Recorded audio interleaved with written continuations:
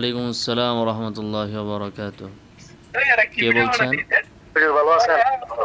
আলহামদুলিল্লাহ। কে বলছেন? আমি একটি প্রশ্ন করেছিলাম।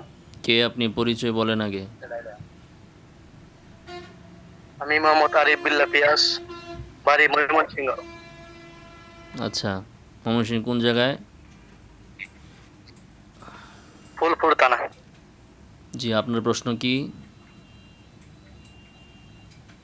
আমি যে বলেছিলাম যে মাসুক বস নামে একটি ছেলে যে কওমি উলামায়ে কেরামকে 5টি প্রশ্ন করেছিল, সেগুলোর উত্তর আপনি এখন পর্যন্ত দেন নাই। এটা কেন? আপনি কি তার পিয়ন নাকি?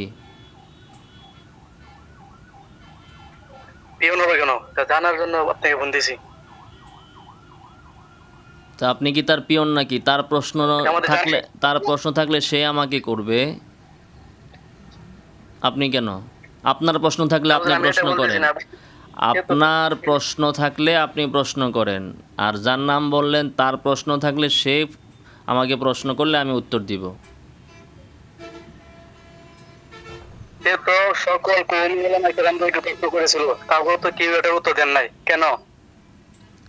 সে ভিডিওতে কয়েকজনের নাম বলেছে, তো তাদের কাছে উত্তর চেয়েছে। সে তো আমার কাছে উত্তর চায় নাই।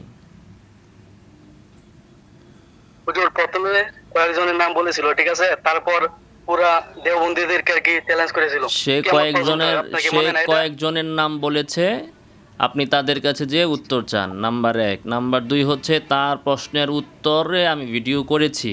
তো আপনি তার প্রশ্নটা দেখলেন, আর আমার ভিডিওটাও হয়তো আপনি দেখছেন, কিন্তু দেখেও না দেখার ভান করে একটা তেরামি প্রশ্ন করলেন কেন?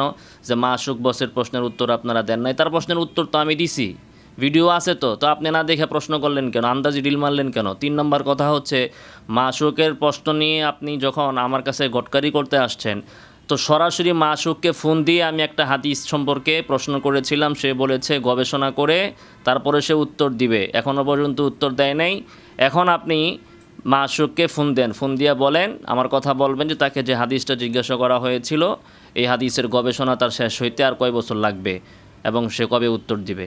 আর আপনি যে বিষয়ে আমাকে প্রশ্ন করে কথা বলেছেন তার উত্তর দেওয়া হয়েছে। বুঝতে পারছেন কথা? মাসুকের পিয়ন সাহেব, আপনার বসরে যেয়ে আপনি এই প্রশ্নটা করবেন যে আমার প্রশ্নের উত্তর সে দেয় না কেন। আর তার প্রশ্ন যেটা ছিল সেটার উত্তর আমি দিয়েছি, যদিও সেই প্রশ্ন সে আমাকে করে নাই, অন্যদের নাম নিয়ে করেছিল। আশা করি মাথার ভিতরে যদি কোনো সামান্যতম গিলো থাকে তাহলে বুঝতে পারবেন। চামচামি বাদ দিয়ে ভালো হন। আসসালামু আলাইকুম।